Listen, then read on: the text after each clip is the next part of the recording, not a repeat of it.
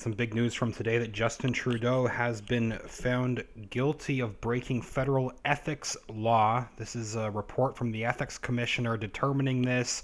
Andrew Scheer is the leader of the Conservative Party commenting on this, saying that Justin Trudeau said he would be accountable and ethical. Instead, he used the power of his office to reward his supporters and punish his critics. He is now the only prime minister in history to be found guilty of breaking federal ethics law not once but twice. So this is not Mr. Trudeau's first ethics violation. There was previously this weird private island trip that John Kerry also happened to attend. This was at the Aga Khan's private island. Very weird trip by Trudeau, but it was found in December of 2017 by the Ethics Commissioner's office that Mr. Trudeau's luxury trips to the Aga Khan's island in the Bahamas violated 4 conflict of interest rules. Mr. Trudeau and his family, along with some senior members of the Liberal Party and other diplomats as well. Again, John Kerry was attending, and a lot more to be asked about that, but it was already revealed that John Kerry and Justin Trudeau were talking about the incoming Trump administration. At the time, President Trump was just about to take office, and John Kerry still working with Obama. And you can only imagine the nature of the conversation with between John Kerry and Trudeau, how they would be talking about President Trump, and there's still very few details about that. People focusing on the gifts that were exchanged by the Aga Khan, gifts given by the Aga Khan to Justin Trudeau. That is one thing to talk about, definitely, but seems like it was almost covered up, although he was ultimately found to have violated these ethics laws. The big question, I think, John Kerry's role, what he was talking about with Justin Trudeau on that private island, that's something that definitely, in my opinion, gets overlooked far more than it should.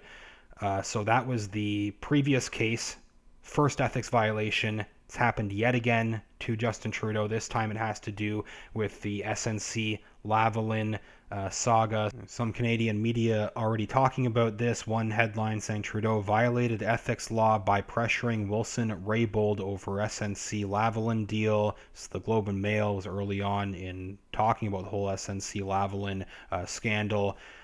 Article from today, August 14th, saying Federal Ethics Commissioner Mario Dion has said that Prime Minister Justin Trudeau violated a section of the Conflict of Interest Act by using his position of authority over then Attorney General Jody Wilson-Raybould to get her to overrule the Director of Public Prosecution's decision to not negotiate a deal with SNC Lavalin that would avoid criminal prosecution. So you let this corrupt company get off the hook. They also found ethics commissioners not only found that Justin Trudeau violated the Conflict of Interest Act, but he's also blasted the Prime Minister's department for refusing to release key documents that would be needed for his investigation of the SNC Lavalin affair.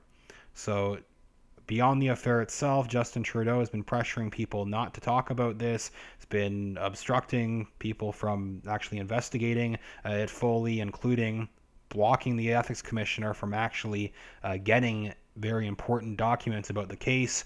Even without these key documents, they're saying the ethics commissioner was still, even without these key documents, able to determine that Trudeau did violate Section 9 of the ethics law of this specific act when he pressured then Attorney General Jody Wilson-Raybould to give SNC Lavalin a sweetheart deal to avoid prosecution on bribery and corruption charges. Quote here reads that the Prime Minister directly and through his senior officials used various means to exert influence over Miss Wilson-Raybould. They say the authority of the Prime Minister and his office was used to circumvent, undermine, and ultimately attempt to discredit the decision of the Director of Public Prosecutions, as well as the authority of Miss Wilson-Raybould as the Crown's chief law officer. They also note that in the findings, Dion said that Trudeau is guilty of improperly furthering another person's private interests.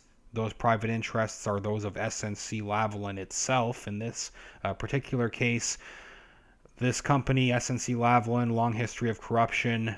Company has also a long history of lobbying the government to avoid facing real consequences in many of these cases.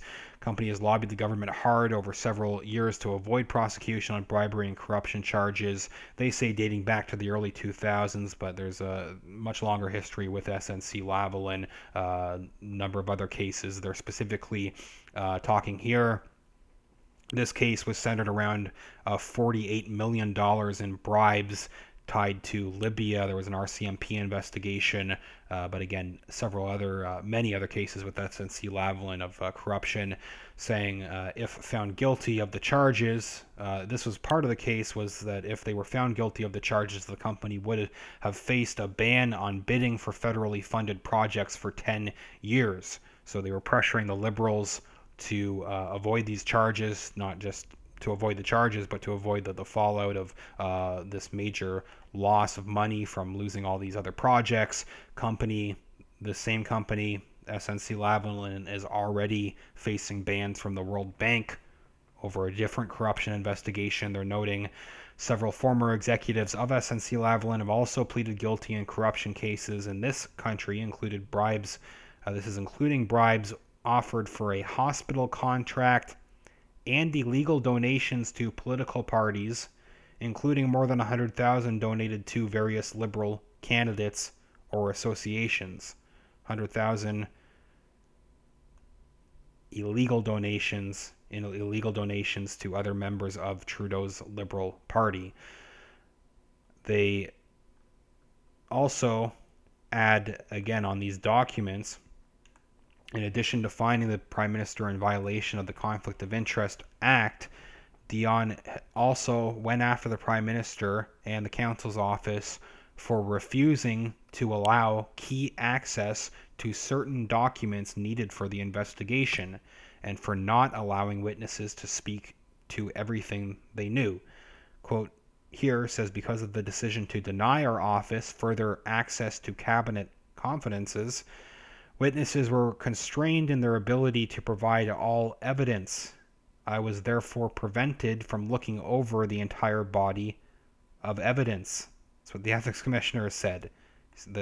They conclude saying the refusal to allow the Ethics Commissioner full access to details of what happened mirror the actions of Liberal MPs.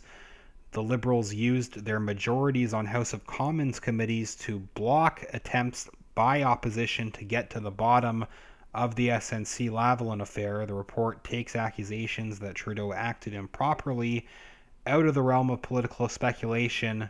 An officer of Parliament has found that not only did Trudeau act improperly, he broke the law.